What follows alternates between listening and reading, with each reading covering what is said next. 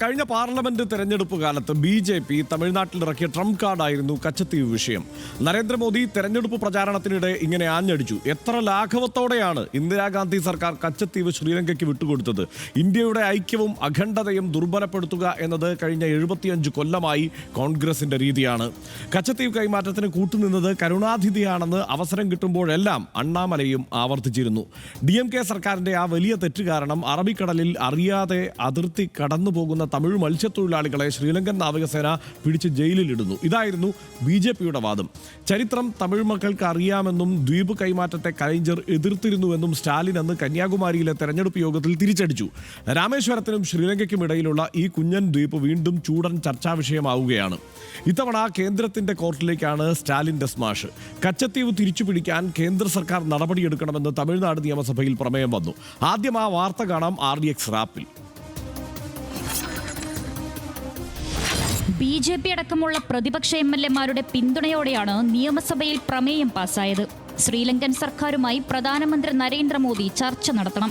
അതിർത്തി ലംഘിച്ചതിനെ തുടർന്ന് ശ്രീലങ്കൻ സൈന്യം പിടികൂടിയ എല്ലാ മത്സ്യത്തൊഴിലാളികളെയും തിരികെ കൊണ്ടുവരാൻ നടപടിയുണ്ടാകണം. കാലങ്ങളായി നിലനിൽക്കുന്ന ഈ പ്രശ്നം പരിഹരിക്കുന്നതിലൂടെ മാത്രമേ തമിഴ്നാട്ടിലെ മത്സ്യത്തൊഴിലാളികളുടെ അവകാശങ്ങൾ സംരക്ഷിക്കാനാകൂവെന്നും സ്റ്റാലിൻ പറഞ്ഞു. കഴിഞ്ഞ ലോക്സഭാ തെരഞ്ഞെടുപ്പിന് മുന്നോടിയായി തമിഴ്നാട്ടിൽ BJP ആളിക്കത്തിച്ച വിഷയമായിരുന്നു Katchatheevu.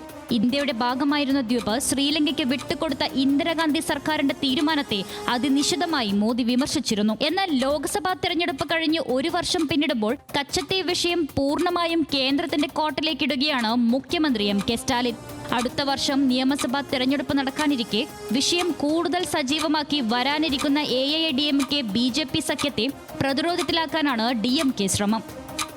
RDX rap news Malayalam.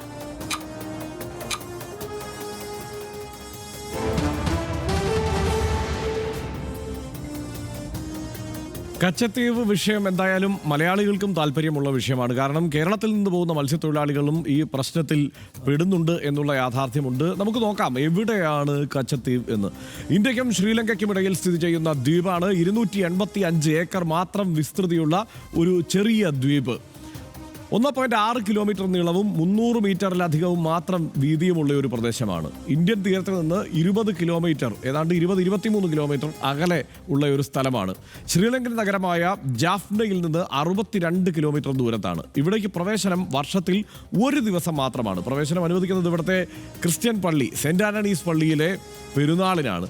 ആഘോഷത്തിൽ പങ്കെടുക്കാൻ ഇന്ത്യക്കാർക്കും അനുമതി നൽകാറുണ്ട്. ഏതാണ്ട് 3000 ഇന്ത്യക്കാർക്ക് സ്വതന്ത്രമായി അവിടേക്ക് ആ ദിവസം പോകാൻ കഴിയും. നിലവിൽ ശ്രീലങ്കൻ നിയന്ത്രണത്തിലാണ്. 1974 ജൂലൈ 8 കച്ചത്തീവ് ഇന്ദിരാഗാന്ധി സർക്കാർ ശ്രീലങ്കയ്ക്ക് സമ്പൂർണ്ണമായി കൈമാറി. സമുദ്രാതിർത്തി നിശ്ചയിക്കുന്ന കരാറിൽ ഇരു രാജ്യങ്ങളും ഒപ്പുവച്ചു. വ്യവസ്ഥ അനുസരിച്ച് ഇന്ത്യൻ പൗരന്മാർക്ക് അനുമതിയില്ലാതെ ദ്വീപിലെത്താം. തീർത്ഥാടകർക്കും മത്സ്യത്തൊഴിലാളികൾക്കുമാണ് ഇങ്ങനെ പോകാനാവുക. ഇരയാകുന്നത് പക്ഷേ ഇപ്പോൾ മത്സ്യത്തൊഴിലാളികളാണ്. സമുദ്രാതിർത്തി ലംഘിച്ചെന്ന് ആരോപിച്ച് മത്സ്യത്തൊഴിലാളികളെ പിടികൂടുന്നത് ഇപ്പോൾ പതിവായിരിക്കുന്നു. 2020-24 ശ്രീലങ്കൻ സേന പിടികൂടിയത് 1194 മത്സ്യത്തൊഴിലാളികളെയാണ്. 2024 മാത്രം പിടിയിലായത് 500 മത്സ്യത്തൊഴിലാളികളാണ്. കഴിഞ്ഞ മാസം മാത്രം ശ്രീലങ്കൻ സേന പിടികൂടിയത് 32 പേരെയാണ്. പണ്ട് മുതലേ ഈ കച്ചത്തീവ് ദ്വീപിൻ്റെ കാര്യത്തിൽ ഉടമസ്ഥതാ തർക്കമുണ്ട്. ബ്രിട്ടീഷ് ഭരണകാലത്തെ സർവേയിൽ കച്ചത്തീവ് ശ്രീലങ്കയുടെ ഭാഗമാണ്. രാമനാട് രാജ്യത്തിനാണ് ഇതിൽ അവകാശമെന്ന് ഈസ്റ്റ് ഇന്ത്യ കമ്പനി പറഞ്ഞു രാമനാഥപുരം. ഇരു രാജ്യങ്ങളും സ്വതന്ത്രമായ ശേഷം അവകാശവാദ തർക്കങ്ങൾ അത് തുടർന്നുകൊണ്ടേയിരുന്നു. 1956 അന്നത്തെ ശ്രീലങ്കൻ സർക്കാർ കച്ചത്തീവിൽ അവകാശം ഉന്നയിച്ചിരുന്നു. നിയമ പോരാട്ടത്തിന് ഇപ്പോൾ തമിഴ്നാട് ഇറങ്ങി തിരിച്ചിരിക്കുകയാണ്. അത് മുമ്പും ആ നിയമ പോരാട്ടത്തിൻ്റെ സാഹചര്യം ഉണ്ടായിരുന്നു. തമിഴ്നാട് ഈ കരാർ റദ്ദാക്കണമെന്ന് ആവശ്യപ്പെട്ട് 2013 ജയലളിതയാണ് കോടതിയെ സമീപിച്ചത്. 1974 കരാറിന് പാർലമെന്റിന്റെ അംഗീകാരമില്ല. അതുകൊണ്ട് തന്നെ കച്ചത്തീവ് വീണ്ടെടുക്കണം. ഇതായിരുന്നു ജയലളിതയുടെ ആവശ്യം. രാജ്യാന്തര കരാർ വിഷയത്തിൽ ഇടപെടാനാവില്ലെന്ന് അന്ന് കോടതി പറഞ്ഞു. കച്ചത്തീവ് വിഷയം പാർലമെന്റിൽ ഉന്നയിക്കാനുമാണെന്ന് നിർദ്ദേശിച്ചിരുന്നത്. ഇപ്പോൾ കരുണാനിധിയുടെ ഈ കാര്യത്തിലെ നിലപാടെന്ന് എന്തായിരുന്നു എന്നതുകൂടി നോക്കാം. ഭരണഘടനാ തത്വങ്ങളും ഫെഡറൽ സ്വഭാവത്തിൻ്റെയും ലംഘനമാണ് ഈ കരാറെന്ന് അന്നേ കരുണാനിധി പറഞ്ഞിട്ടുണ്ട്. കരാർ അസാധുവാക്കണമെന്നാവശ്യപ്പെട്ട് കോടതിയെ സമീപിച്ചത് കരുണാനിധിയും ഉൾപ്പെടുന്നുണ്ട്. അണ്ണാമലയുടെ ഇടപെടൽ ഇനി നമുക്ക് ഈ ഘട്ടത്തിൽ നിന്ന് പരിശോധിക്കേണ്ടി വരും. അദ്ദേഹം ഇപ്പോൾ BJP സംസ്ഥാന പ്രസിഡന്റ് സ്ഥാനത്ത് നിന്ന് മാറാനൊക്കെയുള്ള സാഹചര്യം നിലനിൽക്കുന്നു നമ്മൾ ഇന്നലെ പറഞ്ഞിരുന്നു. ആ അണ്ണാമല ഈ വിഷയത്തിൽ എങ്ങനെയാണ് ഇടപെട്ടതെന്ന്, കച്ചത്തീവ് കൈമാറിയത് എങ്ങനെയാണെന്ന് അറിയാൻ അപേക്ഷ നൽകി അണ്ണാമലയ്ക്ക് കിട്ടിയ വിവരാവകാശം ദ ഇന്ത്യൻ എക്സ്പ്രസ് പുറത്തുവിട്ടു. ആ രേഖയിൽ പറയുന്നത് കച്ചത്തീവ് വിട്ടുകൊടുക്കുന്നതിൽ പ്രശ്നമില്ലെന്ന് ജവഹർലാൽ നെഹ്റു പറഞ്ഞിരുന്നു എന്നാണ്. വിഷയം നെഹ്റു അപ്രസക്തമായി തള്ളിക്കളഞ്ഞു എന്നാണ് രേഖയിലുള്ളത്. തെളിവായി അന്നത്തെ കോമൺവെൽത്ത് സെക്രട്ടറി YD ഗുണ്ടേവിയയുടെ കുറിപ്പും കൂടി ഒപ്പുവച്ചു. കച്ചത്തീവ് കൈമാറുന്ന തീരുമാനം മുഖ്യമന്ത്രി കരുണാനിധിയെ അറിയിച്ചിരുന്നു. കരുണാനിധിയെ തീരുമാനം അറിയിച്ചത് 1974 ജൂണിൽ വിദേശകാര്യ സെക്രട്ടറി കേവൽ സിംഗ് ആണ്. കച്ചത്തീവിനായുള്ള ശ്രീലങ്കൻ നിലപാട് ഇന്ത്യയുടേതിനേക്കാൾ ദൃഢമായിരുന്നു ആ കാലത്ത് എന്നതാണ് വസ്തുത. കച്ചത്തീവ് ആയുധമാക്കി മോദി ഈ കഴിഞ്ഞ തെരഞ്ഞെടുപ്പ് കാലത്താണ് രംഗത്തെത്തിയത്. 2023 ഓഗസ്റ്റിൽ പാർലമെന്റിൽ കച്ചത്തീവ് വിഷയം നരേന്ദ്രമോദി ഉയർത്തി. ഇന്ദിരാഗാന്ധിയുടെ കച്ചത്തീവ് നിരുപാധികം വിട്ടുകൊടുത്ത തീരുമാനമാണ് ഉണ്ടായത് എന്നാണ് നരേന്ദ്രമോദി പറഞ്ഞത്. കഴിഞ്ഞ ലോക്സഭാ തെരഞ്ഞെടുപ്പിലും നരേന്ദ്രമോദി കച്ചത്തീവ് പ്രചാരണ വിഷയമാക്കി. DMK സർക്കാർ അന്ന് ചെയ്ത തെറ്റിന് മത്സ്യത്തൊഴിലാളികൾ ഇന്ന് അനുഭവിക്കുന്നു എന്നായിരുന്നു അന്ന് പറഞ്ഞത്. തിരുത്തുമായി അന്ന് തന്നെ സ്റ്റാലിൻ എത്തി. അന്നത്തെ DMK സർക്കാരിൻ്റെ കടുത്ത എതിർപ്പ് മറികടന്നാണ് കരാറിൽ ഒപ്പിട്ടത്. സംസ്ഥാന സർക്കാരിന് രാജ്യത്തിൻ്റെ ഒരു ഭാഗം കൈമാറാനാകുമോ എന്നാണ് സ്റ്റാലിൻ എന്ന് ചോദിച്ചത്. 10 വർഷം അധികാരത്തിലിരുന്നിട്ട് കച്ചത്തീവ് വീണ്ടെടുക്കാൻ മോദി എന്ത് ചെയ്തു എന്നും അന്ന് ചോദിച്ചു. കരുണാനിധി നൽകിയ ഹർജി DMK നേതാവ് TR ബാലുവിൻ്റെ പേരിലേക്ക് മാറ്റുകയായിരുന്നു പിന്നീട് സുപ്രീം കോടതി. ഇന്നത്തെ തമിഴ്നാടിൻ്റെ പ്രമേയം കൂടി പരിശോധിക്കാം. കച്ചത്തീവ് തിരിച്ചുപിടിക്കാൻ കേന്ദ്ര സർക്കാർ ഇടപെടണമെന്ന് തമിഴ്നാട് ആവശ്യപ്പെട്ടു. നിയമസഭ പാസാക്കുന്നത് മത്സ്യത്തൊഴിലാളി അവകാശങ്ങൾ സംരക്ഷിക്കാൻ മറ്റു മാർഗങ്ങളൊന്നുമില്ല എന്നാണ് സ്റ്റാലിൻ പറഞ്ഞത്. ഇതുവരെ മോദിക്കും ജയശങ്കറിനും താൻ അയച്ചത് 74 കത്തുകളാണ് എന്നും മുഖ്യമന്ത്രി വെളിപ്പെടുത്തി. പ്രമേയം നിയമസഭ പാസ്സാക്കിയത് BJP അംഗങ്ങളുടെ അടക്കം പിന്തുണയോടെയാണ് എന്നതുമാണ് ഏറ്റവും ശ്രദ്ധേയം. തമിഴ്നാടിൻ്റെ കാര്യം വരുമ്പോൾ അങ്ങനെയൊക്കെ തന്നെയാണ് സംഭവിക്കുക. ഇന്നിപ്പോൾ വേണ്ട വിട്ടു നൽകില്ല എന്ന് ശ്രീലങ്ക, കച്ചത്തീവ് ഔദ്യോഗികമായി ഞങ്ങളുടേതാണ് എന്നുമാണ് ശ്രീലങ്കയുടെ ഇപ്പോഴത്തെ നിലപാട്. ഈ അവകാശവാദത്തിന് അടിസ്ഥാനമില്ല, അതായത് തമിഴ്നാട് സർക്കാരിൻ്റെ അവകാശവാദത്തിന് അടിസ്ഥാനമില്ലെന്നും ശ്രീലങ്ക പറയുന്നു. സനീഷ്, ഇതാണ് കച്ചത്തീവുമായി ബന്ധപ്പെട്ട വിഷയം. ഇത് മലയാളിക്ക് കൂടി ബാധകമാകുന്നത് കേരളത്തിൽ നിന്ന്, ആന്ധ്രയിൽ നിന്ന്, തെലങ്കാനയിൽ നിന്ന്, തമിഴ്നാട്ടിൽ നിന്ന്, ഇവിടെ നിന്നെല്ലാമുള്ള മത്സ്യത്തൊഴിലാളികളാണ് ഈ മേഖലയിലേക്ക് എത്തിച്ചേരുക. അവരാണ് ഇപ്പോൾ കഴിഞ്ഞ 2020 ശേഷം ഇങ്ങോട്ട് തുടർച്ചയായി ആക്രമിക്കപ്പെടുന്നത്, കൊല്ലപ്പെടുന്നത്, തടവിലാക്കപ്പെടുന്നത്.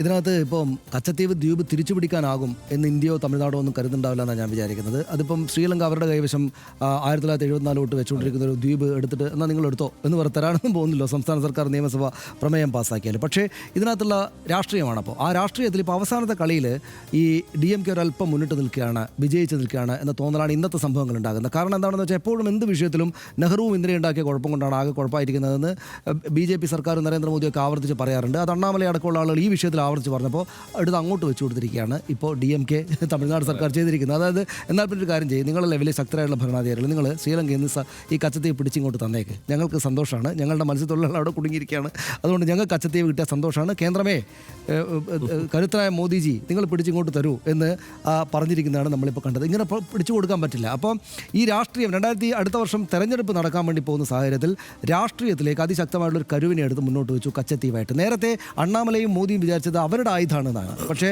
ഇപ്പോൾ DMK എടുത്തിട്ട് അവരുടെ ആയുധമാക്കി മുന്നോട്ട് വെച്ചിരിക്കുന്നു. അവിടെ BJPക്കും AIADMKക്കും ഈ പ്രമേയത്തെ പിന്തുണയ്ക്കേണ്ടി വന്നു. കാരണം മറ്റൊരു അഭിപ്രായമില്ല. എന്താണ് ശ്രീലങ്ക സ്ഥലം കൊടുക്കാനൊന്നും പോകുന്നില്ല, അത് ഉറപ്പാണല്ലോ, നമുക്കറിയാം. ശ്രീലങ്ക ഇപ്പോൾ പെട്ടെന്ന് ഈ സ്ഥലം ഇങ്ങനെ കൊടുക്കാനൊന്നും പോകുന്നില്ല. അപ്പോൾ ഇതിനകത്ത് ഇങ്ങനൊരു രാഷ്ട്രീയമാണ് അവിടെ ഉള്ളത്. നേരത്തെ തന്നെ 1921 തൊട്ട് തന്നെ ഇത് ശ്രീലങ്കയുടെ സ്ഥലമാണ് എന്ന മറ്റുള്ളൊരു ധാരണയുണ്ടെന്നാണ് മനസ്സിലാക്കുന്നത്.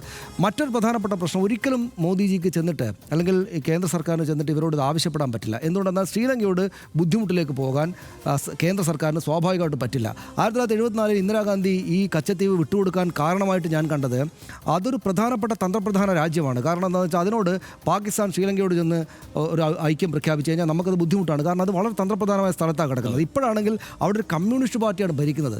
ചൈന അവിടെ വന്നിട്ടൊരു ഒരു സൗഹൃദം ഉണ്ടാക്കിയാൽ നമുക്കിങ്ങനെ ബുദ്ധിമുട്ടുണ്ടാവില്ലേ? അപ്പം മോദിജിക്ക് അല്ലെങ്കിൽ കേന്ദ്ര സർക്കാരിന് ചെന്നിട്ട് അവരോട് ബുദ്ധിമുട്ടുണ്ടാക്കാൻ പറ്റില്ല, ഒന്ന് തരാമോ എന്ന് ചോദിക്കാനേ പറ്റൂ. അപ്പോൾ ആത്യന്തികമായിട്ട് ഇപ്പോൾ DMKയും സ്റ്റാലിനും ഒരു സേഫ് പൊസിഷനിൽ നിന്നിട്ട് വന്നിട്ട് ഇനി സ്റ്റാൻഡ് എടുക്കേണ്ടത് കേന്ദ്ര സർക്കാരാണ്, നിങ്ങൾ എന്താ പറയുന്നത് നോക്കട്ടെ എന്ന മട്ടിൽ നിൽക്കാൻ പറ്റുമെന്നാണ് ഞാൻ വിചാരിക്കുന്നത്. വരാനിരിക്കുന്ന തെരഞ്ഞെടുപ്പിൽ ഇത് അവർക്ക് അനുകൂലമായിട്ടൊരു നിലയുണ്ടാക്കും എന്നാണ് ഞാൻ വിചാരിക്കുന്നത്. തീർച്ചയായും അത് രാഷ്ട്രീയമായി എടുത്ത് പ്രയോഗിക്കാൻ ശ്രമിച്ചത് തീർച്ചയായും BJP തന്നെയാണ് ഈ ഘട്ടത്തിൽ. അപ്പോൾ അതിനെ പ്രതിരോധിക്കാൻ വേണ്ടി DMKയ്ക്ക് കയ്യിലുണ്ടായിരുന്നത് ഇപ്പോഴത്തെ വിദേശകാര്യമന്ത്രിയായ ജയശങ്കറിൻ്റെ പഴയ പ്രതികരണമാണ്. അദ്ദേഹം വിദേശകാര്യ സെക്രട്ടറി ആയിരിക്കുമ്പോൾ പറഞ്ഞിട്ടുണ്ട് അങ്ങനെ കൈമാറിയിട്ടില്ല എന്ന് അദ്ദേഹത്തിൻ്റെ വായിൽ നിന്ന് വീണിട്ടുണ്ട്. അപ്പോൾ അത് വെച്ചിട്ടാണ് ആദ്യഘട്ടത്തിൽ കഴിഞ്ഞ തെരഞ്ഞെടുപ്പിൻ്റെ ഘട്ടത്തിൽ ഇവർ പ്രതിരോധിച്ചത്.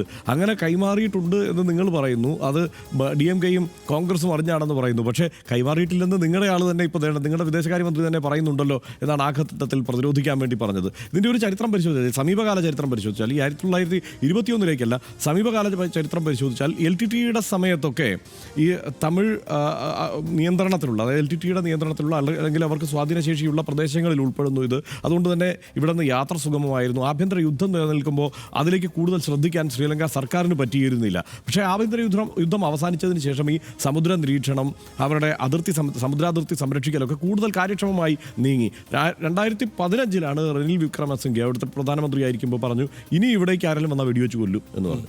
അത് അങ്ങനെ തന്നെ ചെയ്തു. അതായത് കഴിഞ്ഞ ശേഷം അങ്ങോട്ട് ചെല്ലുമ്പോൾ ഈ വെടിവെച്ച് കൊല്ലുന്ന അടക്കം നടക്കുന്നുണ്ട്. 74 പറഞ്ഞിരുന്നത് മത്സ്യത്തൊഴിലാളികൾ അവിടെ പോയി വിശ്രമിക്കാം, അവരുടെ വലയുണങ്ങാം, ഇവിടുന്ന് പോകുന്നവർക്ക്. അതുപോലെ അവിടുത്തെ സെയിൻറ് ആന്റണീസ് ചർച്ചിൽ പോയി പ്രാർത്ഥിക്കാം. ഇതൊക്കെ നിബന്ധനയിൽ ഉണ്ടായിരുന്നതാണ്. ഈ നിബന്ധനകൾ പാലിക്കാനുള്ള ഇടപെടൽ സത്യത്തിൽ കേന്ദ്ര സർക്കാരാണ് നടത്തേണ്ടത്. രാഷ്ട്രീയമായി ആ വിഷയം ഉന്നയിക്കാൻ ആ നിലയ്ക്ക് DMKയ്ക്ക് പറ്റും എന്നുള്ളതാണ് വാസ്തവം. അതിനപ്പുറത്ത് ഇത് പിടിച്ചെടുക്കലൊന്നും ഈ നേരത്തെ പറഞ്ഞ പോലെ നടക്കില്ല. കാരണം ഇത് പിടിച്ചെടുക്കണം എന്നുള്ളത് നിരന്തരം ആവശ്യപ്പെട്ട ഒരു രാഷ്ട്രീയ വിഷയമായി ഉയർത്തിക്കാട്ടി അടുത്ത തെരഞ്ഞെടുപ്പിനെ DMKയ്ക്ക് തമിഴ്നാട്ടിൽ നേരിടാൻ കഴിയും. അതുകൊണ്ടാണല്ലോ ഇതൊരു വിഷയമാണെന്നുള്ളതുകൊണ്ടാണല്ലോ BJPക്ക് പ്രമേയത്തെ പിന്തുണയ്ക്കേണ്ടി വന്നത്.